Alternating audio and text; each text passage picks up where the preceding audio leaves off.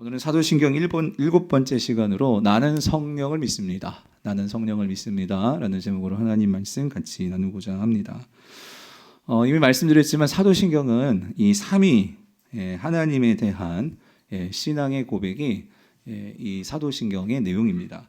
그래서 지금까지 우리가 살펴본 사도신경 내용은 우리 성부 하나님에 대한 고백, 그리고 지난주까지 해서 이 성자 예수님에 대한 고백을 다 이제 살펴보았고, 이제 오늘 성령 하나님에 관해서 우리가 살펴보고자 합니다. 그래서 나와 있죠. 전체 사도신경을 보면 제가 색칠해 왔지만 분명하게 이 삼위 하나님을 믿습니다라는 고백이 나옵니다. 그래서 이 믿습니다라는 동사가 특별히 이 삼위 하나님하고 연결지어서 나오거든요. 그래서 첫 번째로 그러니까 하나님, 나는 하나님을 믿습니다. 그다음에 두 번째로 나는 주 예수 그리스도를 믿습니다. 그리고 오늘 나는 성령을 믿습니다. 그래서 삼위 하나님을 믿습니다. 이 고백인데, 그러면 뭘 믿느냐? 삼위 하나님에 대해서 뭘 믿느냐? 이 내용들이 나옵니다. 그래서 첫 번째는 이제 하나님에 대한 그 고백이 내용이 나와 있고, 그걸 딱 보시면 아시겠지만 여러분, 이 성자 예수님에 대한 고백의 내용이 많죠. 그래서 삼위일체는 특별히 예수님에 대해서, 왜? 예수님이 우리의 유일한 중보자가 되시고 구원자가 되시기 때문에 그 고백의 내용이 가장 많이 담겨 있다, 이미 말씀을 드렸습니다. 그리고 나서 나는 성령을 믿습니다 라고 이제 고백을 하는데, 근데 여러분 딱 보시면 아시겠지만 성령님에 대한 고백은 내용이 없는 것 같아요. 여러분 어때요? 그렇죠? 그러니까 나는 성령을 믿습니다 했는데 다른 이 고백에는 어떤 뭐 수식어라든가 그 성령님이 어떤, 그러니까 다른 성자나 성부가 어떤 분이다 하는 이런 설명 내용들이 있는데, 성령님은요 어떤 수식어도 없고 내용도 없고 그냥 나는 성령을 믿습니다, 딸랑 이거예요. 이상하죠? 왜 그러는 걸까? 그러면 뭐 성령님은 다른 분들보다 좀 중요하지 않아서 그런 걸까? 뭐 하시는 일이 없어서 그런 걸까? 여러분 절대 그렇지 않죠. 그래서 이것은 성령님의 특성입니다. 그러니까 성령님이 어떤 분이신지에 대한 그 특성이 사실 여기에 담겨 있는 거예요. 무슨 말이냐면, 자, 나는 성령을 믿습니다 라고 고백을 하고요, 그 다음에 이어지는 내용을 보면 총 12개 내용 가운데 사도신경에서, 그래서 이제 성령을 믿습니다 그 다음에 나오는 9번째, 10번째, 11번째, 12번째 이 내용은 사실 우리 인간들 가운데도 예수 그리스도를 믿고 하나님을 믿고 우리가 흔히 성도라고 하는 예수 그리스도를 믿는 자들에 해당되는 내용이 이제 거룩한 공교회와, 다음 주부터 보겠지만 그 다음에 성도의 교제와 죄를 용서받는 것과 그리고 부활과 영생, 이것은 하나님을 믿는, 다시 말하면 예수 그리스도를 믿는 자들에게 해당되는 거죠. 그런데 이러한 거룩한 공교회, 그다음에 성도, 그다음에 죄 용서, 그다음에 부활과 영생은요, 이분이 우리 안에 역사하지 않으면 이것들은 일어나지 않습니다. 이분이 누구일까요? 성령님이라는 거죠. 그러니까 다시 말하면 성령을 믿습니다라고 우리가 고백을 하면 그 성령을 통해서 이루어지는 일이 그 다음에 나오는 내용들이라는 거예요. 성령이 있어야지만, 다시 말하면 첫 번째, 그러니까 실론이라고 여기 나와 있는 첫 번째부터 7번째의 이 내용이, 신앙 고백이 오늘 우리에게 고스란히 적용되어서 그 은혜를 입고 우리가 새롭게 교회가 되고, 그리고 거룩한 무리인 성도가 되고, 그렇기 때문에 우리는 죄 용서를 받고, 그리고 우리는 나중에 마지막 때의 몸의 부활과, 지난주에 봤죠, 그리고 영생을 누리게 되는 이 은혜가 누구를 통해서 주어지는 거냐면, 누구를 통해서? 성령을 통해서. 그래서 이렇게 정리할 수 있습니다. 성부 하나님은 이러한 모든 구원, 우리의 구원과 그리고 이 모든 창조를 계획하시고 작정하시는 그분이 성부 하나님이십니다. 그리고 성자 예수님은 그런 하나님의 계획을, 특별히 구원에 있어서 오늘 하나님이 계획하신 일을 뭐 하시는 분일까요? 그거를 성취하시는 분이십니다. 그걸 실행하시는 분이십니다. 그래서 그 하나님의 모든 계획이 성취되므로 그 하나님의 구원과 하나님의 그 역사가 이제 저와 여러분들 각자 여러분 한 사람 한 사람에게 적용되어서 우리가 그 구원을 누리고 완전한 구원의 완성을 이루도록 그 하나님의 하신 계획과 그 일을 실행하신 것을 적용해 주시는 분이 누구실까요? 그게 바로 성령님이시라는 거죠. 그러니까 성령님은 오늘 하나님의 모든 일들이 여러분 각자 일이 되도록 그 일들을 우리 안에서 적용해 주시고 일하시는 분이 누구시냐? 그분이 바로 성령님이시라는 거예요. 그래서 여러분, 나는 성령님을 믿습니다. 나는 성령을 믿습니다. 라고 고백하는 거에는 이런 의미가 있습니다. 성령님의 존재를 믿습니다와 성령님의 사역을 믿습니다. 이 의미를 담고 있는 거예요. 그래서 오늘 이 두 가지 관점에서 좀 내용을 좀 살펴보려고 하는데, 그러면 성령님의 존재란 무엇이냐? 성령님의 존재, 더 정확히 성령님의 존재와 위격은 무엇이냐?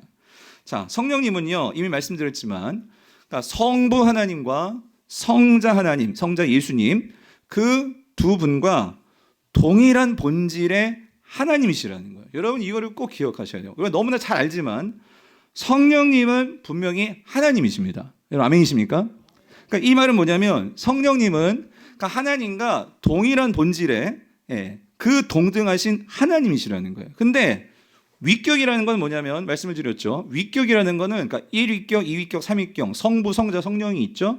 위격을 말할 때는 이 모든 분이 한 하나님이시지만 그런데 구분이 된다 그 소리. 구분이. 한 하나님이시지만 구분이 된다. 그런데 구분이 된다는 것은 뭐냐면 이분들이 사역을 하고 일을 할 때는 분명하게 구분이 되더라 그 소리입니다. 아까도 말씀드렸지만 성부는 작정하시고 계획을 세우시고 성자는 그거를 실행하시고 성령은 그거를 적용하시고 이거 구분이 된다 그 소리입니다. 그러니까 구분이 되지만 분명한 것은 이분들은 동일한 한 하나님이시다. 제가 왜 이걸 강조를 하냐면 이 삼위 하나님 가운데 특별히 우리가 이 성령님에 대한 오해가 큽니다. 그러니까 성령님은 하나님이신데 이 성령님을 마치 어떤 에너지, 힘, 권능 이런 성령을 어떤 물질적인 이런 이해가 크다는 거예요. 성령은 분명히 하나님이신데 성령이 하나님이시기 때문에 여러분 우리가 성령을 받는다, 성령의 능력을 주시옵소서 이런 기도도 합니다. 그런데 정확한 표현은 사실은 성령은 어떤 성령 자체가 능력이 아니죠. 성령이 우리와 함께 하심으로 우리가 어떤 능력을 받을 수는 있지만 성령 그 자체가 무슨 에너지고 불이고 여러분 그건 아니죠. 이 말은 다시 말하면 성령님이 하나님이시기 때문에 하나님이라고 할 때에는요 이 모든 하나님은 인격적인 하나님이십니다. 우리가 하나님을 인격적이다라고 말할 때 그 의미는 뭐냐면요 하나님과 우리가 교제할 수 있다는 소리예요. 아니 목사님 하나님은 보이지도 않고 영인데 어떻게 교제합니까? 그렇기 때문에 하나님께서 인간을 특별하게 만들어졌다는 그 소리예요. 다른 피조물들은 하나님과 교제할 수가 없어요. 근데 인간만이 하나님을 예배할 수 있고 인간만이 하나님을 찾을 수 있고 그리고 인간만이 하나님과 교제를 누릴 수 있는 그런 존재입니다. 그런데 우리가 성령님도 마찬가지예요. 우리는 항상 성령님과 교제해야 되고 성령님과 가까워져야 되고 성령님과 함께하는 그런 우리가 돼야 됩니다. 그래서 여러분 성경은요 예를 들어서 기도할 때도 뭐라고 말씀하시냐면요 에베소서 6장 18절을 보면 이렇게 말씀하세요. 모든 기도와 간구를 하되 항상 어디 안에서? 성령 안에서 기도하고 여러분 이 표현 기억하십시오. 성령 안에서 기도하고 이게 뭐냐 엔프뉴마티인데 이 엔프뉴마티라는 소리는 뭐냐면요 이걸 정확하게 영어로 번역한다면 인으로도 번역할 수 있겠지만 저는 그거보다 with 함께예요. 그러니까 성령 안에서라는 말은 뭐냐면요 여러분 기도할 때 있잖아요. 혼자 기도하는 게 아니에요. 오늘 성령이 어디에 계십니까? 뒤에 설명드리겠지만 어디에 계십니까? 성령님이 우리 안에 계십니다. 믿습니까? 우리 영 가운데 성령님이 함께 하시거든요. 그럴 때 여러분 기도할 때 그 성령님을 느끼면서 기도하십니까? 목사님 성령을 어떻게 느껴요? 아니 의식적으로 여러분들이요 우리 안에 계신 성령님과 함께 그 성령님의 도움과 성령님을 생각하면서 그 훈련이 되셔야 돼요. 왜? 성령이 말하고 있잖아요. 항상 어디 안에서 기도하라고? 성령 안에서 기도해라. 다시 말하면 성령님과 함께 기도해라. 그래서 성령님은요 인격적이신 분이시다. 우리의 기도를 듣고 계시고 그래서 심지어 우리가 뭘 기도할지 모를 때도 성령은 우리를 위해서 탄식하시며 기도해 주시는 그런 분이 성령님이다라고 말씀을 하시잖아요. 그러니까 우리가 의식적으로 성령님과 가까워지고 성령님을 생각하고 성령님의 도움을 구하고 그렇게 해야 되는데 그런데 여러분 많은 경우에 성령님을 하나님으로 여기지 않고 그러니까 성령님을 마치 어떤 에너지 이런 식으로 이해하다 보니까 어떤 오해가 생기냐면은요, 이런 경우가 있습니다. 우리가 무슨 뭐 성령 집회다, 무슨 치유 집회다, 은사 집회다, 모르겠습니다. 우리 성도님들 가신 성령이 계신지 모르겠는데, 뭐 요즘은 뭐 인터넷으로 볼 수도 있기도 하니까. 근데 이런 경우가 있어요. 뭐 소위 성령 사역자라고 하시고 뭐 부흥사라고 하시고 하시는 분들이 마치 성령을 자기가 명령하면 막 성령이 막 움직이는 것처럼, 그래서 막 성령이요 더 막 이러면서요, 막 성령이 더 임하십시오 막 이런 식으로 성령을 마치 자기가 막 조종하는 것처럼. 여러분 그거요, 우리가 엄밀히 보면은 여러분 어떻게 우리가 성령 뭐 막 뭐 더 빨리 뭐 이럴 수 있겠어요, 여러분? 이거 잘못된 거죠. 예. 성령님은 하나님이시기 때문에 우리가 그 성령님을 인격적으로 대우해야 한다, 그 소리입니다. 제가 지난번에 금요일 때도 말씀드렸지만 또 어떤 분들은 성령의 역사를 마치 무슨 막 장풍 쏘듯이 막 사람들 확 다 넘어뜨리고 말이죠. 여러분 성령님이 그렇게 뭐 사람 막 넘어뜨리는데 그렇게 이용되고 그렇게 일하실 성령님이십니까? 여러분 우리가 그런 것들을요 잘 분별할 필요가 있습니다. 근데 우리는 그렇게 하면 막 성령이 임한 것처럼, 성령의 역사가 있는 것처럼 여러분 생각한다면, 여러분 분명히 성령의 능력과 권능과 여러분 카리스마틱한 이 일은 하십니다. 있는데 그 성령님을 대하는 우리의 태도요, 태도. 우리가 그 성령님이 하나님이시라면 우리는 하나님처럼 그분을 높이고 그분을 경배하고 그분과 함께 해야 한단 말이죠. 우리 강북 우리 성도님들은 성령님을 하나님으로 그렇게 높이시고 예배하시고 찾으시고 교제하시는 여러분 되시기를 축원합니다. 자, 그 성령님이신데, 자, 그러면 이 성령님을 누가 왜 우리 속에 보내시냐 말이죠. 오늘 본문입니다. 요한복음 14장 여러분 16절 17절 보면, 자 보세요. 자 같이 읽어볼게요. 16절 시작. 내가 아버지께 구하겠으니 그가 또 다른 보혜사를 너희에게 주사 영원토록 너희와 함께 있게 하리니요. 자, 이거 누가 말씀하시는 거죠? 이거 예수님이 말씀하시는 거죠. 14장은 예수님께서 이 마지막 이제 십자가에 달리기 전에 제자들과 함께 다락방에서 이제 최후 만찬을 하시면서 유언과도 같이 마지막 이 말씀을 전하시는 그 내용이 기록되어 있는 거예요. 그러니까 예수님은 이제 십자가에서 죽으시고 부활하시고 승천하실 것을 예수님 알고 계시죠. 그래서 그걸 전제로 말하는 거예요. 내가 이제 아버지께 돌아갔을 때, 지난주 말씀으로 말씀드리면 보좌에 앉게 되면 내가 아버지께 요청할 거야. 뭘 요청할 거냐면, 뭘 구하겠냐면 또 다른 보혜사를 너희에게 보내주시라고 내가 요청할 거야, 이 말씀이죠. 그러면 여기서 여러분 보세요. 이 예수님께서 우리는 이 또 다른 보혜사, 또 다른 보혜사가 성령인 거 알고 계시죠? 이 또 다른 보혜사인데, 이 보혜사라는 말이 뭐죠? 이 보혜사는 한자인데, 이 보혜사는 그러니까 영어로 말하면 헬퍼라고 번역이 되어 있어요. 돕는 자. 예. 헬라어는 파라클레토스. 파라클레토스 이 위로자, 격려자, 대언자. 그러니까 한마디로 도와주는 자예요. 그런데 여기서 우리가 봐야 되는 건 뭐냐면, 예수님께서 이렇게 말씀하셨어요. 보혜사는 보혜사인데 어떤 보혜사? 여러분 그거 놓치면 안 돼요. 또 다른 보혜사라는 거예요. 이 소리는 뭐냐면 원래 보혜사가 있다 없다. 원래 보혜사가 있고 이제 또 다른 보혜사를 보내주겠다, 그 소리예요. 그러면 원래 보혜사는 누구예요? 그죠? 예수님이죠. 여러분 보혜사는 그러니까 결국 이거예요. 성령도 그렇고 이 보혜사는 결국 하나님이 보내주시는 분이에요. 그렇죠? 그러니까 하나님이 이 모든 것들을 계획하시고 보내기를 원하셨어요. 보내주기를. 그리고 그거를 보내줌에 있어서 그 첫 번째 순종하신 분이 누구시냐면, 첫 번째로 이 땅에 오신 보혜사가 누구시냐면 그게 누구예요? 예수님이죠. 그 예수님이 이 땅에 오셔서 그 하나님 나라 백성들 사람들 그들을 도와주셨죠. 뭘 도와주셨냐? 뭘 도와주셨죠? 예수님이 이 땅에 오셔서, 이 땅에 오신 목적, 이 땅에 오셔서 하신 일이 뭐죠? 예, 이제 여러분 할렐루야. 그러니까 여러분 지금 마태복음을 묵상하고 있으니까 벌써 답이 다르잖아요. 예수님이 이 땅에 오셔서, 이 땅에 오신 목적은 뭐냐면요, 하나님 나라 복음을 가르쳐주고 전하기 위해서예요. 하나님 나라가 뭡니까? 하나님 나라가. 예, 뭔가 나오는데 하나님 나라라는 게 뭐예요? 그러니까 여러분 하나님 나라는 하나님이 다스리는 나라예요. 그렇죠?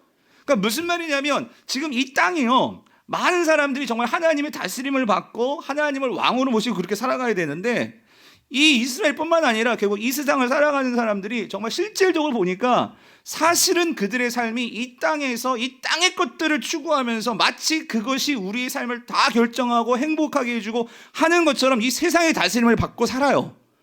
근데 사실 그 본질적으로 들어가면 요한복음에 나오지만 이 세상에서 왕처럼 군림하면서 왕같이 세상 임금은 누구냐면 그게 사단이죠. 사단이 마치 이 세상에서 하나님이 진짜 왕인데 가짜 왕을 가지고 자기가 왕인 것처럼 사람들에게 돈과 물질과 그 모든 것들을 가지고 우리 마음을 다 사로잡아서 하나님을 보지 못하게 만들고 결국 하나님을 저버리고 자기의 우상을 삼아서 그 우상의 다스림을 받으면서 이 땅을 살아가고 있는 거예요. 그런 세상에 예수님께서 오셨습니다. 진짜 누가 왕이 돼야 되는지. 그래서 예수님께서 이 땅에서 우리가 마태복음 보고 있죠, 묵상하고 있죠. 예수님이 오셔서 정말 다스리실 때 귀신이 떠나가고 그 다음에 많은 자들이 그 오병이어의 기적을 먹고, 그러니까 예수님이 오셔서 하나님의 다스림을 받을 때 이 땅에 샬롬이 임하고 그 모든 어그러지고 깨어졌던 것이 원상복구가 되고 하는 것들을 보여주시는 거예요. 그러니까 그거를 본 사람들은 와, 이게 진짜구나, 정말 이러한 삶이 있다면 내가 예수를 따라야지 하면서 그런 하나님 나라를 알게 되는 사람들은 어때요? 자기 그물도 버리고 배도 버리고 누구를 따라가는 거예요? 예수님을 따라가는 거예요. 왜? 내가 그 백성이 되고 싶은 거예요. 하나님 나라 백성이 되고 싶은 거예요. 사랑하는 성도님들, 기억하십시오. 오늘 저와 여러분들이 예수를 믿는 거는요, 우리도 그 하나님 나라가 진짜 나라인 것을 알기 때문에, 그리고 알아야 하기 때문에, 그리고 그래야지만 우리가 이 세상에 썩어지는 것을 사로잡아서 사기당하지 않고 속지 않고 정말 영원한 가치를 위해서 살 수 있기 때문에 우리가 신앙생활을 하는 거예요. 예수 믿고 이 땅에서 뭐 돈 더 잘 벌고, 예수 믿고 이 땅에서 뭐 건강 떠나가고, 그것도 복이지만, 여러분, 우리가 진짜 우리 하나뿐 인생을 걸고 내 삶의 모든 것을 투자할 수 있는 것은, 여러분, 이 땅에 있는 것 똑같이 그런 것들을 추구하면서 사는 거라면, 여러분, 왜 예수님께서 그 하늘에서 이 땅에서 내려오셨겠냐고요. 진짜가 있으니까 그거를 보여주기 위해서. 더 정확히 말하면 하나님께서 정말 저와 여러분들에게 주시고자 하는 그 영원한 삶이 있기 때문에 여러분들이 정말 그 삶을 알고 그 삶에 목숨을 걸고 그 삶을 따라가서 진짜 풍성한 삶을 누리라고, 그 삶을 알려주려고 예수님께서 이 땅에 오신 거예요. 아멘이십니까? 그 삶을 아는 자들이 모인 것이 교회고, 그리고 그것들을 계속해서 가르쳐주고 전수하는 게 교회라, 그 소리예요. 예수님께서 그 일을 하신 거예요. 근데 그 일을 하시다가 예수님께서 이 십자가에서 죽으시고 이제 어디 가셨어요? 하늘나라 올라가신 거예요. 원보혜사는 그렇게 하고 가셨어요. 그랬는데, 그러면 예수님 이후에 이 땅에 남아있는, 이 땅에 오는 사람들은 어떻게 할 거예요? 그래서 예수님께서 이제는, 예수님은 물리적으로 육신의 몸을 있었기 때문에 팔레스타인, 가나안, 그 이스라엘 땅에만 머무를 수밖에 없었어요.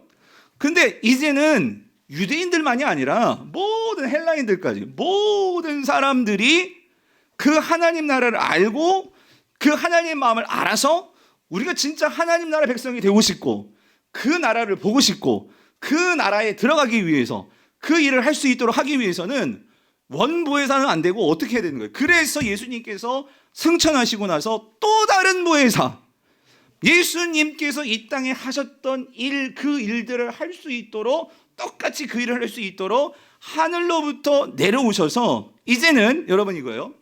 하나님 나라가 이제 시작이 되었고, 예수님께서 그 하나님 나라를 보여주셨으니까, 그리고 예수 그리스도가 그 하나님 나라의 왕으로서 보좌에 앉으셨습니다. 아멘이십니까? 예수님을 하나님께서 뭐라고 말씀하셨죠? 십자가에서 죽으시고 부활하시고 승천해서 보좌에 앉으심으로, 지난주에 봤잖아요. 모든 하늘과 땅의 모든 권세를 아버지 성부 하나님께서 그 모든 것을 누구에게 이양해 주셨습니까? 예수 그리스도에게 이양해 주셨습니다. 그러면 이제 하나님 나라의 왕은 누구십니까? 예수 그리스도십니다. 그러므로 성령은, 이 땅에 오신 그 성령은 이 땅에 오셔서 특별히 그 성령이 오늘 보면 말하죠. 너희와 함께 있으리니. 그래서 17절 보세요. 그는, 자, 무슨 영이라? 진리의 영이라 그랬어요. 진리의 영. 여러분, 이게 무슨 말일까요? 성령이 진리의 영이다. 그 말은 여러분 요한복음에서 진리는 누가 진리입니까? 예수가 진리입니다. 말씀이신 예수님이 진리이십니다. 그렇기 때문에 예수님은 이 땅에 오셔서 하나님이 어떤 분이신지 하나님 나라가 뭔지를 가르쳐 주시고 선포하셨다면 이제 성령은 자, 우리 속에 오셔서 성령이 하시는 일은 이겁니다. 누구를 선포하고 우리에게 누구를 가르쳐 주시려고 할까요? 진리이신 예수 그리스도이십니다. 예수 그리스도가 어떤 분이시고 예수 그리스도가 저와 여러분들을 위해서 어떤 일을 하셨는지를 분명하게 깨닫도록 보여주시고 가르쳐주시고 하시는 분이 누구예요? 성령님이시라는 거예요. 그래서 17절 보세요. 그 진리이신 영이라 세상은 능히 그를 받지 못하나니 이는 그를 보지도 못하고 알지도 못함이라. 그러나 너희는 그를 아나니 그는 너희와 함께 거하시며 또 너희 어디에? 너희 어디에? 너희 속에. 그러니까 성령님이 어디 계세요? 우리 속에 계시죠. 마음에 계시죠. 정확히 영혼 속에 계시죠. 그래서 그 보혜사 성령이 뭐 하시느냐? 26절 곧 아버지께서 내 이름으로 보내실 그 보혜사 성령이 그가 너에게 모든 것을 어떻게 해요? 가르치고. 그죠? 그러니까 하나님의 말씀이 우리 속에 정말 들려질 때 그게 어떤 의미인지 가르쳐 주신다. 이 말은 깨닫게 해주신다 그 소리입니다. 뿐만 아니라 내가 너희에게 말한 모든 건 예수님이 너희에게 가르쳐 주고 너희에게 말했던 그 모든 말씀들을 뭐하게 하신다고요? 생각나게 하신다. 여러분 오늘 잘 들으십시오. 이게 무슨 말이냐면 여러분 성령의 정체성은 뭐냐면요, 예수를 생각나게 하고 예수가 어떤 분이신지 깨닫게 하여서 결국 우리로 하여금 누구를 닮아가게 하시는 분이 성령. 내가 말해버렸네. 누구를 닮아가게 하시는 아니지 예수를 닮아가게 하는 분이 누구일까요? 그게 성령님이라는 거예요.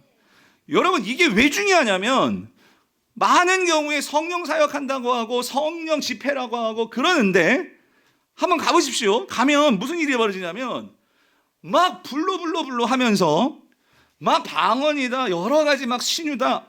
여러분 제가 절대로 그걸 부정하는 게 아닙니다. 성령의 그 카리스마틱한 역사에 분명히 있어요. 있는데 그럼 저 말씀드렸죠. 막 사람을 막 넘어뜨려요. 장풍 쏘고 막 그냥 그러면서 뭐 별의별 일을 다 해요. 제가 말씀드렸죠. 제가 미국에 있을 때 어떤 교회에서는 그 아말강이 금리로 바뀐다고 성령이 역사하시면 여러분 분명히 아시는 분 계실 거예요. 금리 사역이라고 해가지고 멀쩡한 아말강이 기도하면 성령이 임하면 금으로 바뀌어요. 금리발로. 그런 일 들어보신 적 있죠? 있어요. 그러니까 별의별 성령의 사역들이 다 나와요. 자, 근데 여러분 중요한 거 이거예요. 아니 하나님께서 하시자고 못할 게 어디 있겠습니까? 근데 여러분 잘 보세요. 만약에 그런 사역을 하는데 아무리 그런 사역이 있을지라도 많은 성도들이 제가 안타까운 건 뭐냐면요, 성령은요 무엇이 됐든 그걸 통해서 우리가 누구를 닮게 만드시느냐, 누구를 닮아가도록 예수님의 성품과 예수님의 마음과 예수님의 인격과 예수님의 그 헌신과 예수님의 그 사랑을 닮아가도록 우리를 이끌어 가시는 분이 성령님인데, 그러한 성령 사역하는데 가서 보면은요 어떤 일이 벌어지냐면 그러한 예수님의 인격과 예수님의 사랑과 예수님의 용서 이거는 없어요. 그럼 다 뭐예요? 불 받고 싶은 거예요. 여러분 그거 받고 막 나가 떨어지는 거 그거 한번 체험해보고 싶은 거예요. 만약에 그거 체험하고 내가 더 예수님을 사랑하겠다면 오케이. 그걸 통해서 내가 예수님을 위해서 더 사랑해서 예수님처럼 막 사랑하고 헌신하고 봉사한다면 뭐 제가 다른 말 안 하겠어요. 근데 성령 사역한다고 하고 성령 받겠다고 하는 많은 성도들 그렇고 목사님들 중에서도 이거를 성령을 마치 내가 조종하는 것처럼 그렇게 만들고 성도들을 막 그러면은 막 영적인 목사님, 와, 그 목사님 되게 신령하고 되게 능력 있고 삶은 그분들의 인격은 우리가 성령은 진리의 영이라 예수님이 말씀하신 것을 생각나게 하고 예수님이 말씀하신 것을 따라가게 만들고 우리가 이거를 기억해야 되는데 성도님들은 뭔가 막 병 떠나가고 막 귀신 떠나가고 대단한 능력이죠. 막 변화가 일어나고 막 눈에 보이는 막 신기한 일이 벌어지면은 막 몰려들고. 그런데 정말 예수를 위해서 우리가 주님처럼, 그래서 여러분 이겁니다. 내가 정말로 성령을 따라가는 사람들은요, 그 성령께서 주신 그 말씀, 그 예수님이 하신 말씀처럼 나도 어떻게 해요? 내가 정말로 인내하고 사랑하고 그러한 삶을 추구하면서 정말 예수를 닮아가는 그러한 일에 더 마음을 둬야 되는데, 오늘날 이 극단들이 있어요. 극단들이. 예. 그러니까 성령 사역하시는 분들은 예수님의 그런 인격과 윤리를 잃어버리고, 또 말씀 하시는 분들은 또 어떤 면에서는 그런 성령의 이런 체험들이나 이런 것들이 없다 보니까 또 냉랭해지고. 저는 우리 교회는요, 이 균형을 잘 잡았으면 좋겠어요. 예. 성경에서 말씀하시는 진정한 성령의 사역을 우리가 잘, 무엇을 성령이 우리를 인도하시느냐 하는 것들을 여러분 놓치지 않았으면 좋겠어요. 그래서 자 보십시오. 그러면 성령은 결국 예수 그리스도를 닮게 만들고 예수님을 생각하게 만들고 예수님처럼 우리를 그렇게 인도하시는 분이 성령님이라면, 이제 세 번째로, 그럼 우리가 어떻게 성령을 받냐 그 소리예요. 여러분 성령 받으셨습니까? 예, 분명하게 아멘할 수 있는 게 뭐냐면, 여러분 이겁니다. 성령은, 자 우리가 처음 성령을 받게 되는 것은 예수 그리스도를 나의 구주, 나의 주님, 나의 구원자로 여러분이 믿고 시인하면 하나님께서 누구나, 이거는 하나님의 은혜로 우리에게 선물로 주시는 분이 누구십니까? 성령님입니다. 그래서 이거를 성경에서 이걸 중생이라고 하기도 하고 거듭남이라고 하기도 하고, 그게 뭐냐면 성령께서 우리 안에 들어오시면 우리는 완전히 새로운 존재로 거듭납니다. 새롭게 태어납니다.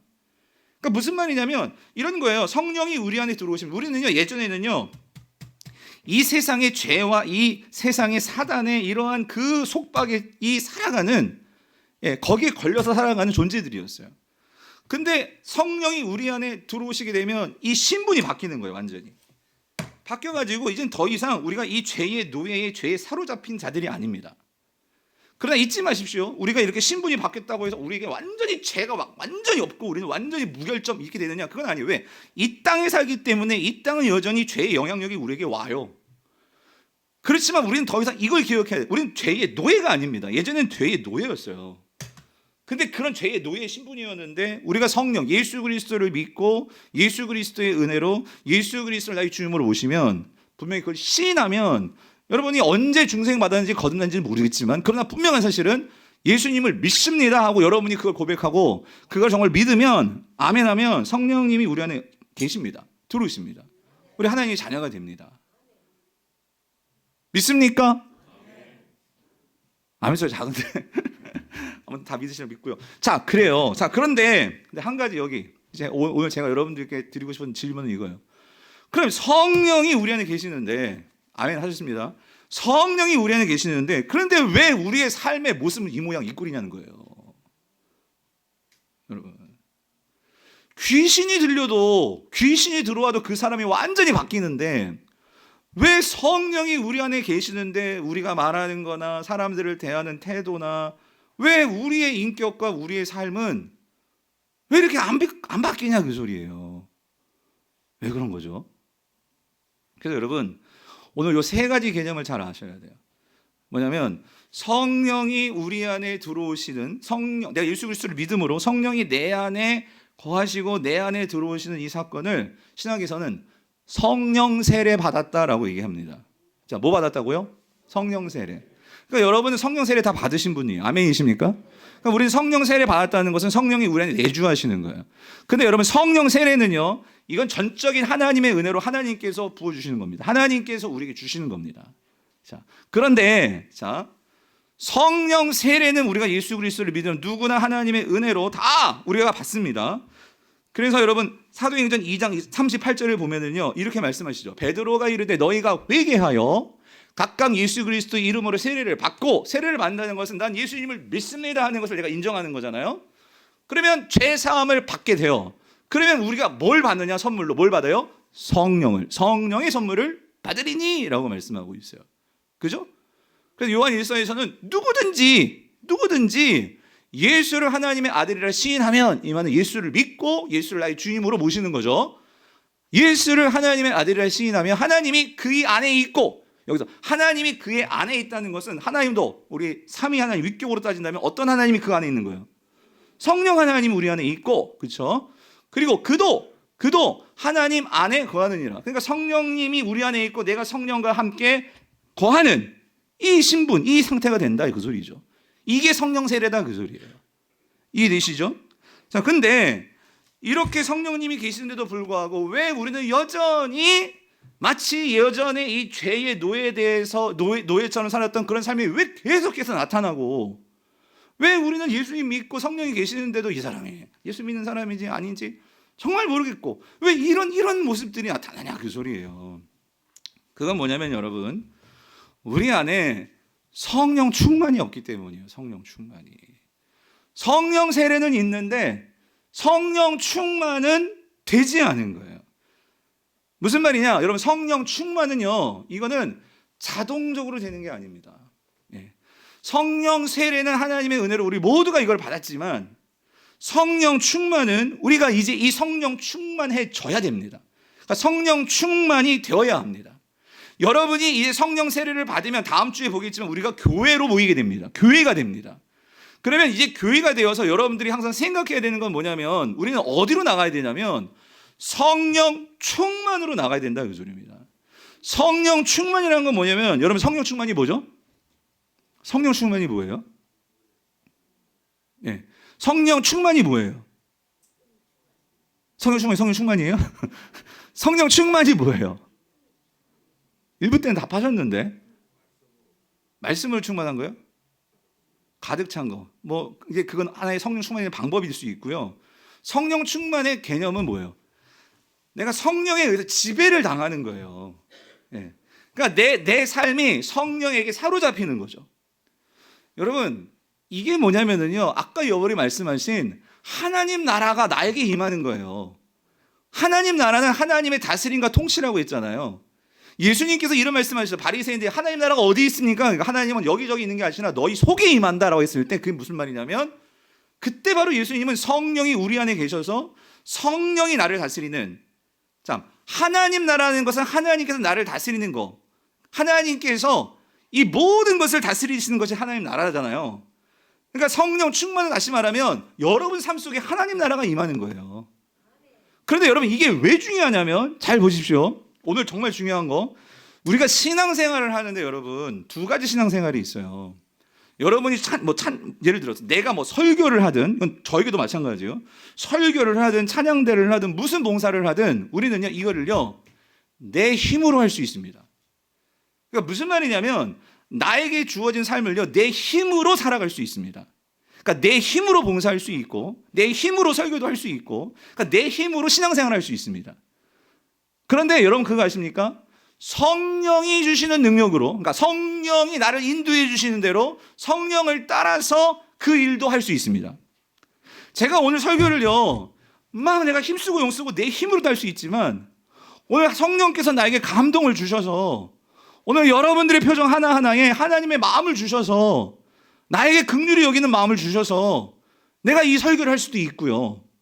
그냥 내가 이 시간 설교 빨리 끝내야 되고 빨리 해야 되니까 막 열내면서 그냥 막 열심히 설교를 할 수도 있습니다. 그런데 여러분, 외형적으로 보면 그냥 관심 없는 사람들은요, 목사님이 설교하는구나, 똑같이 보일 거예요. 그런데 여러분, 분명한 것은요, 성령의 힘으로 하는 것과 내 힘으로 하는 것은 분명히 다릅니다. 뭐가 다르냐면, 처음에 똑같을 수 있어요. 여러분의 봉사를 여러분의 힘으로도 할 수 있고 성령이 주시는 힘으로도 할 수 있습니다. 근데 차이는 뭐냐면, 내 힘으로 하면 처음에는요 잘할 수 있어요. 기쁨으로 할 수 있어요. 그러나 그거는 오래 가지 못해요. 내 힘으로 하는 것은 결국 그 내 힘으로 하다가 내가 시험 들거나 지치거나 여러분 분명히 어려움이 빠집니다. 내 힘으로 할 때는요, 신앙생활 내 힘으로 할 수 있어요. 그런데 그 무게중심이 지난 금요일 때 말씀드렸죠. 나에게 있기 때문에 뭔가 내 생각과 다르거나 뭔가 내 기대가 다를 때는 반드시 거기에는 시험이 옵니다. 그리고 내가 어떤 점에서 나의 의가 나타나게 됩니다. 그러면서 거기에 반드시 문제가 생기다, 그 소리예요. 그런데 성령의 힘으로 할 때는 예를 들어서 나의 생각과 다르게 어떤 일이 벌어집니다. 성령이 역사한다고 해서 모든 일이 다 천편일률적으로 모든 게 다 만사형통이 아닙니다. 어려움이 생깁니다. 그런데 성령의 힘으로 할 때는 어떤 차이가 있냐면, 그러한 나의 생각과 다르게 어려움이 찾아와도 그때 이게 내 힘으로 하는 게 아니라 성령을 따라하는 거기 때문에 그 순간에 어려움이 찾아오면 그 상황 속에서 누구를 바라보느냐? 성령은 우리를 누굴 바라보게 만든다고요? 예수를 바라보게 만듭니다. 예수도 주의 일, 하나님의 일을 하면서 어려움을 당하셨거든요. 그 순간에 예수님을 바라봅니다. 내가 성령에 따라서 일을 하다가 어떤 모함을 당하고 사람들에게 욕을 먹고 할 때 성령은 그 순간에 우리를 누굴 바라보게 하냐면 예수를 바라보게 해요. 근데 예수님도 그 하나님의 일을 하면서 욕을 먹었거든요. 십자가에 달리시기까지 그 고난을 당하셨거든요. 그러므로 내가 진정으로 성령을 따라 성령의 지배를 받으면 그 사람은요 점점 더 누구를 닮아갈까요? 예수를 닮아갑니다. 그런데 성령의 인도를 받지 않고 내 힘으로 열심히 하는 사람들은 결국 점점 더 어떻게 될까요? 시험 듭니다. 그리고 교만해집니다. 심지어 예수님을 떠나가 버릴 수도 있습니다. 사랑하는 성도님들, 이거예요. 오늘 내가 신앙생활을 하면서 나는 누구의 인도를 받는 신앙생활을 하고 있는가 여러분 꼭 점검하셔야 된다 그 소리예요. 로마서 8장 14절에 보면 이렇게 말씀하세요. 바울이 무릇 자 하나님의 영으로 인도함을 받는 사람이 곧 누구다? 하나님의 아들이라요. 여러분 우리가 이런 말씀 들으면은요 우리가 당연하게 이기는데 근데 여러분 한번 잘 나를 놓고 보셔야 돼요. 저는 이 순간 내가 설교를 할 때 지금 내 열심으로 하느냐 아니면 그러니까 하나님 여기 하나님의 영이 성령이잖아요.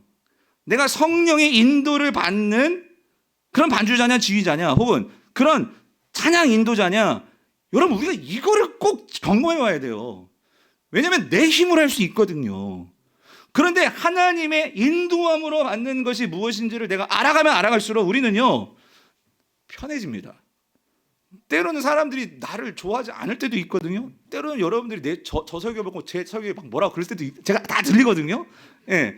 그런데도 내가 왜 이걸 하는지에 대한 성령께서 주시는 분명한 인도함이 있으면은요 그 뜻이 있기 때문에 여러분 저는요 제가 이철수 목사님 될 수가 없어요.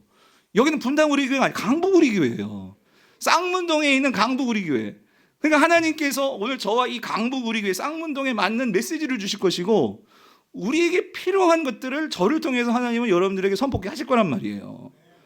그러니까 제가 그거를 알아야 되는데 제가 만약에 여기가 무슨 뭐 저기 강남 뭐 사랑의 교회처럼 막 세련되게 막 그냥 그렇게 하려고 하면 여러분 그거는 내 힘으로 하는 거고요. 예. 중요한 거는 내가 그래서 왜냐면 저도 그렇게 세련되게 하고 싶고 예? 여러분들에게 막 좋은 얘기 듣고 싶고 막 그래요. 그렇지만 내 힘으로 할 수 있어요. 그런데 그게 아니라 정말 하나님께서 정말 원하시는 게 뭘까? 성령님께서 우리 성도들 각자 한 사람 한 사람에게 유익을 주기 위해서 하나님께서 하시려는 건 뭘까? 제가 이제 그렇게 인도를 만 전 설교를 하는 거고 찬양 인도하시는 분이든지 교회에서 안내를 하시든지 내가 장로 사역을 하든지 권사를 하든지 뭐 집사를 하든지 뭘 하든지 교사를 하든지 우리가 정말로 그 성령의 인도함을 받으려고 인도함을 받는 그런 내가 되어지려고 할 때 여러분 성령의 인도함을 받으면 받을수록 우리는요 그래서 예수님 말씀하신 수고하고 무거운 짐자 다 내게로 내가 너희를 쉬게 하리라. 그죠? 나의 멍에는 가볍고 나에게 배우면은 너희들이 쉼을 얻을 거야. 무슨 말이냐면 쉬워지는 거예요.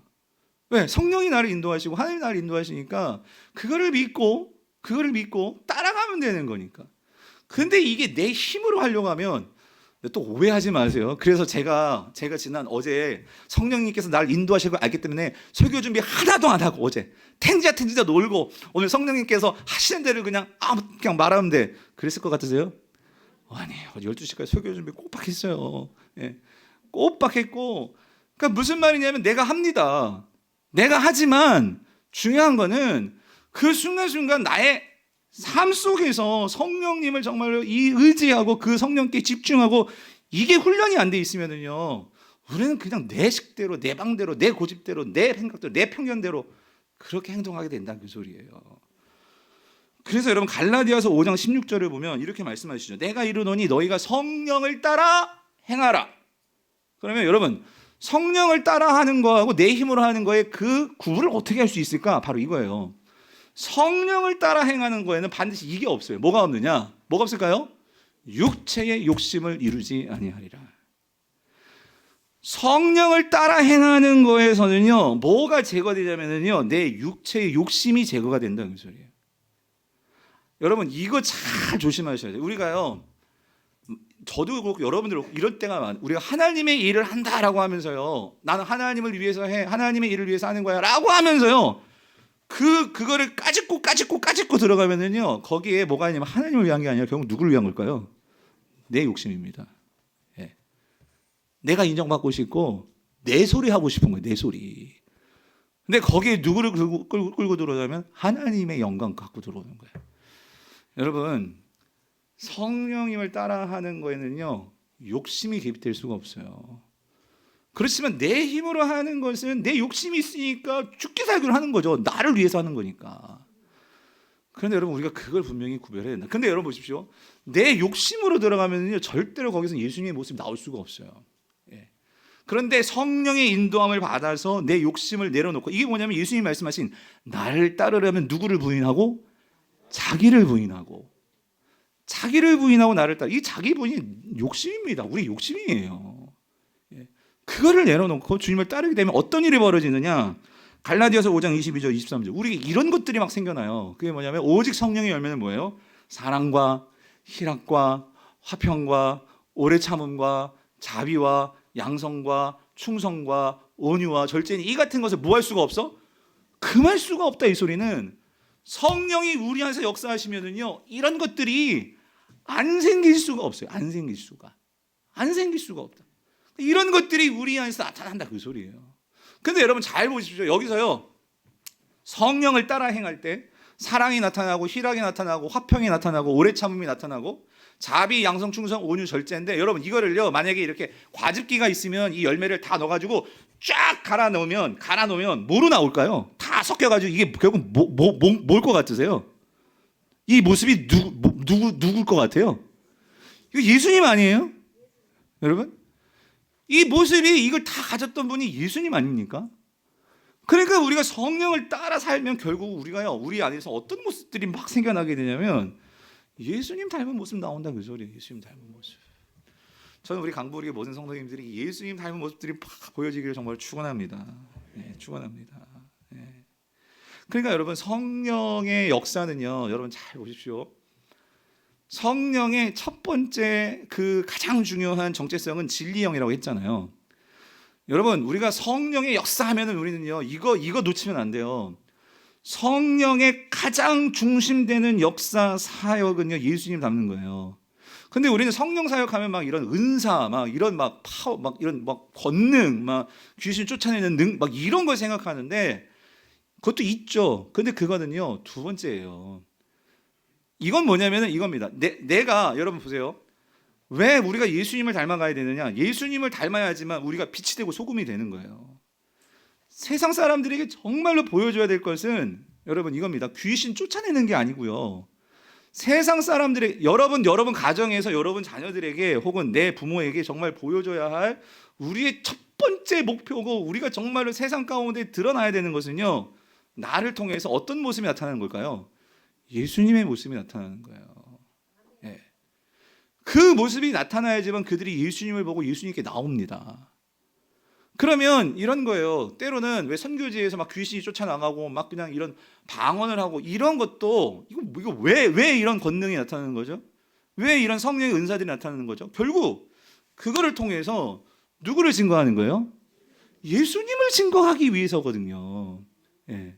그런데 예수님을 증거하기 위해서 그런 카리스마틱한 은사들을 주님께서 교회에 주신 거예요. 그런데 그런 목적이 주님을 더 드러내고 증거하기 위한 것이 아니라 단지 그런 신비한 거를 경험하려고라고 한다면, 그러니까 거기서부터 사단은 잘 알기 때문에 사단도 신비한 능력은 사단도 행할 수가 있어요. 그러니까 성도들이 예수님께 관심이 없고 이게 그러니까 교회가 이게 변질이 일어나는 거예요. 변질이. 정리하겠습니다. 결국 성령 충만은 이런 거죠. 우리가 정말로 그렇게 예수님을 닮아가면 닮아갈수록 우리 삶에서 여러분 이게 아이러니가 뭐냐면, 삶이 힘들지만 내가 고통 가운데 있지만 그 속에서 예수님을 만남으로 예수님을 닮아감으로, 그리고 그것이 내 삶의 기쁨이 되니까 우리는 점점 더 내 삶을 누구에게 맡기게 될까요? 예수님께 맡기게 되는 거예요.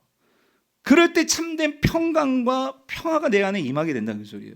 그러니까 예수님께서 세상이 알 수도 없고 줄 수도 없는 평안을 내가 너에게 준다. 그 말이 그 말이에요. 그러면 그거를 경험한 사람들은 더더욱 성령의 지배를 받겠죠. 왜? 내 모든 삶을 이제는 요만큼만 하나님께 맡겼는데 이제는 나의 모든 삶의 전 영역을 하나님께 맡겨버리니까. 왜? 그분께 맡길 때 내 삶에 진정한 평안이 임하니까. 그게 성령 충만이다. 그 소리 성령 충만. 내 모든 삶의 영역들이 주님의 그 통치 안에 들어가서 주님이 다스려 주시는 거예요. 그러니까 얼마나 내 삶에 평안함이 있겠습니까? 주님이 다스리시는데. 근데 여러분 이게 그냥 된다고요? 안 돼요. 그래서 중요한 게 뭐냐면 자, 세 번째. 첫 번째 제가 성령 세례 말했고 성령 세례는 성령이 내주, 성령 충만은 성령의 지배를 받는 거. 근데 성령의 지배를 받으려면 여러분 이게 그냥 성령 세례에서 성령 충만으로 나가는 게 아니고요. 뭐가 필요하냐면 여러분이 성령을 체험하셔야 돼요. 뭐 해야 된다고요? 성령을 체험해야 돼요. 체험. 그럼 또 이게요. 제가 성령 체험한다고 하면 또 여러분 이런 거 생각하는. 그럼 목사님 방언해야 돼요? 목사님 또 뭔가 막 능력 받아야 돼요? 이게 그러니까 이 기독교 안에요. 이 성령과 관련된 게 너무 오순절 쪽의 사역과 이게 너무나 이게 치우쳐다 보니까 모든 이해가 그런 쪽으로 가는데 여러분 성령 체험은 뭐냐면요. 이런 겁니다. 은혜를 받는 거예요. 은혜를 받는 거. 다시 말하면 여러분 오늘 이 예배 시간은요. 여러분 왜 모였어요? 은혜 받아야 되는 거예요. 은혜. 우리가 하나님을 높이고 하나님을 찬양하고 경배할 때에 하나님은 우리에게 뭘 주시냐면요. 은혜를 주십니다. 아멘이십니까? 그러니까 여러분 이거예요. 내가 은혜를 받잖아요. 은혜를 받으면 내 마음이 움직여요. 내가 이렇게 살아야겠구나. 이렇게 하면 안 되겠구나. 그러면서 은혜를 받으면요. 내 마음이 움직입니다. 그럴 때 여러분들이 그 은혜를 받았으면 순종으로 나아가면 거기서 반드시 체험이라는 게 있는 거예요. 그러면 여러분 오늘 우리 개혁신앙, 우리 합동체 이 개혁신앙, 천주교가 아니고 다른 이 오순절이 아니고 개혁신앙 안에서 이 성경을 정말 목숨같이 중요하게 있는 우리 개혁신앙 안에서 그래서 성도들이 어떻게 은혜를 받는 건가? 그래서 성경 안에서 뽑아낸 세 가지 은혜의 방편, 은혜의 수단이 있어요. 이건 우리 개혁신학의 교리입니다. 하나님께서 이거는 모든 자에게 공통적으로 은혜를 주실 때는 이 세 가지는 분명하게 객관적으로 주시는 은혜의 통로다 그 소리예요. 그 세 가지가 뭐냐면 여러분 이거예요. 말씀, 성례, 기도입니다. 그러니까 이거는요 하나님께서 반드시 여기를 통해서 은혜를 주신다 그 소리예요. 그래서 자 말씀은 뭐냐면 여러분 이거예요. 예배는 우리가 여러분 은혜를 받으려면 하나님의 임재가 있어야 되잖아요. 예배는 하나님의 임재를 우리가 같이 경험하며 하나님과 교제하며 하나님과 함께하는 시간이 예배 시간입니다. 그래서 여러분들이 이 예배를 나오실 때는요 기대하고 모셔야 돼요. 뭐냐면 은혜를 기대하고 오셔야 돼요. 예? 아니 내가 은혜도 기대하지 않고 오는데 은혜를 받는다? 물론 하나님께서 강권적으로 은혜를 주실 수도 있겠지만 기대함이 없는데 무슨 은혜를 사모하겠습니까? 여러분 내가 정말로 은혜를 사모하고 이 자리에 나왔습니다. 그러면 말씀드렸죠? 은혜는 성령 체험이라고요. 근데 성령은 진리의 영이라고요. 그래서 왜 예배 시간에 이 설교 시간이 길고 설교 시간이 제일 중앙에 있느냐? 여러분 이겁니다. 성령의 말씀에 근거해서 성령은 말씀 가운데 임하시기 때문에 말씀이 선포될 때에 그 말씀이 여러분의 심령에 잘 뿌리를 내리면 그래서 여러분 네 가지 밭 비유 보셨잖아요. 길가밭, 돌짝밭, 이 가시떨기밭, 그 좋은 밭. 여러분의 마음의 밭이 좋은 밭이 돼가지고 말씀이 저를 통해서 선포될 때 그 말씀을 잘 받아서 여러분의 밭에 그걸 잘 심으면 성경은 분명히 말해요. 열매를 몇 배? 30배, 60배, 100배의 열매를 맺게 된다. 하나님께서 분명히 예수님께서 그 말씀을 하신 것은 말씀이 제대로 선포되고 이건 저희 책임이에요. 말씀을 제대로 선포해요. 딴 얘기하지 말고 여기서 말씀은 하나님의 말씀이에요. 세상 이야기하는 게 아니라 하나님의 말씀을 정확하게 선포하고 그러면 그 말씀은 성령의 감동으로 되어진 말씀이고 여러분 속에는 성령님이 계시기 때문에 그 성령이 그 말씀을 조명하게 하셔서 말씀이 깨달아질 때 여러분 반드시 깨달아지는 데는 은혜가 임합니다.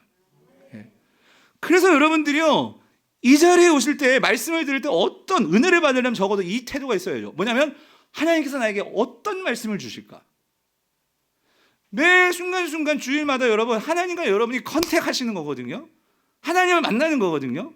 제가 보면 보여요. 여기서 하나님의 말씀을 지금 사모하시는 분이 계시는구나. 저는 선포하는 거예요. 누구 한 사람 한 사람에게 주는 게 아니라 하나님께서 주신 말씀을 선포합니다. 그런데 여러분 속에 성령님은 어떻게 역사하시냐면 그 말씀이 여러분 자신에게 주시는 말씀으로 성령은 그걸 받도록 여러분에게서 역사하십니다. 때로는 찔림이 있고요. 때로는 감사가 있고요. 때로는 거기서 회개가 있고요. 결단이 있고요. 이런 것이 있을 때 여러분의 삶에서 변화가 일어나는 거예요. 근데 우리가 예배는 오는데 말씀을 듣는데 여러분 한번 자신을 녹화하면 생각해 보세요. 왜 난 변화가 없을까? 예수님 말씀하셔서 길가밭이 되면 안 돼요. 예? 여러분의 밭이 좋은 밭이 돼야 되는데 이 말씀입니다. 두 번째로 성례는요. 구체적으로 성례는 세례와 성찬입니다. 세례는 말씀드렸죠? 내가 예수님을 시인하기 때문에 당연히 예수님 믿을 때 성령이 우리에게 임하신다고요. 성찬은 여러분 아시겠지만 이제 우리가 코로나 때문에 잘 못했는데 이제 성찬을 할 거야 하는데 성찬이 뭐예요? 예수님께서 떡을 주시면서 그리고 이렇게 말씀하세요. 너희들이 나중에 이제 이 떡을 같이 떡과 잔을 나눌 때마다 나를 좀 기억해, 나를 좀 생각해줘. 성찬은 혼자 하는 게 아닙니다. 공동체가 하는 겁니다.